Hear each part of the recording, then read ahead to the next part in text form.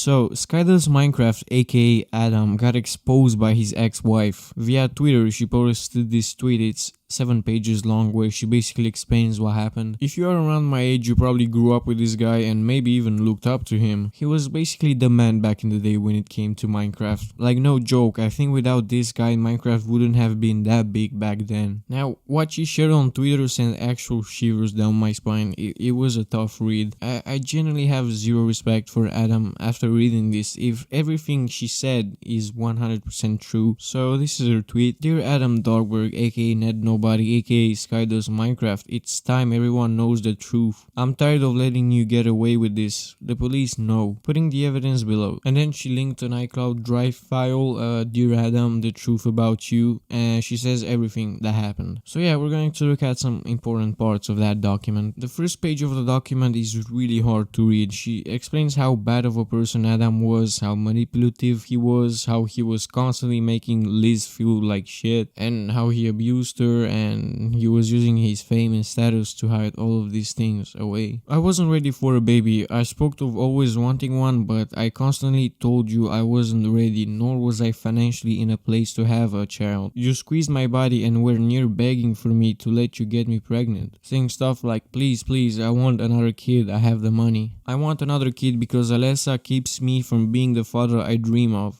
By the way, Alessa is the wife he got before Liz, in case you're wondering. When I started to get uncomfortable and tried to stop the intimate moment, you pressured me into letting it happen. You didn't stop until I felt forced to say fine, while clearly uncomfortable. I cried myself to sleep when I told you I was actually pregnant, and you had the oh cool face, and a slight smirk as if you got what you wanted all along. At that time I was just oblivious. I thought I was just overthinking everything. I continued to pretend everything was fine. That's quite tough to hear. Adam pretty much forced her to have a kid even though she clearly said she wasn't ready for one. He manipulated her. You made me propose to you. I kept telling you it was too soon. I kept saying I wasn't ready. You would reply with, you're literally pregnant, as if you didn't care how I told you I wasn't ready for that either. You continuously pushed it. I kept saying I'm not ready. You even tried convincing me to let you buy my unborn baby. You said word for word, if you don't want her, I'll just give you like 100 grand or something. You act like your kids are just objects. You haven't had that kind of money in years. You kept pushing and even made me order rings and made me sit down and engage myself to you. I was heartbroken and my dreams of marriage were beyond crushed. You made the announcement on Twitter that she said yes. You didn't mention how it was forced. Why didn't I leave? Why didn't I run as fast as I could? Because I was scared. You treated me and everybody as peasants and would use your popularity against us. Wow, so not only he forced her to have a kid, but also forced her to get married with him.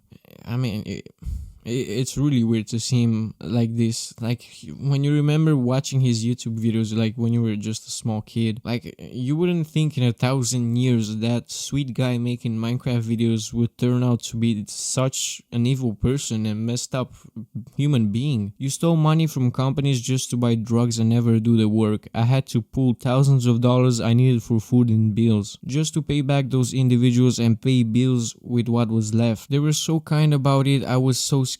I wanted so badly to slip them a note saying I'm afraid. I felt so numb, I wanted to die. I was ready to take myself to hospital just so I could sleep in a clean bed and have safe people around me. I was giving the baby every ounce of energy I could when I barely had any. Hey yo, my boy be blazing them blunts. I'll forgive him, y'all.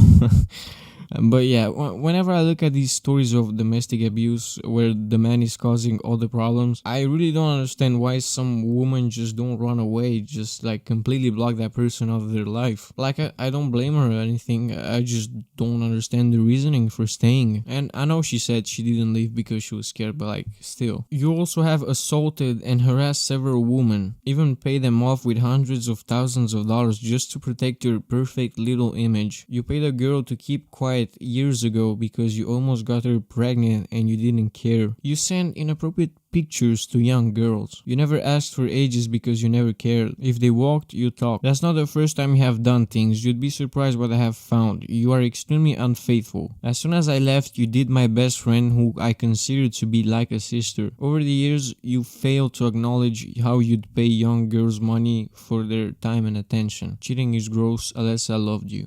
Oh, I'm already getting mini lad flashbacks from this one.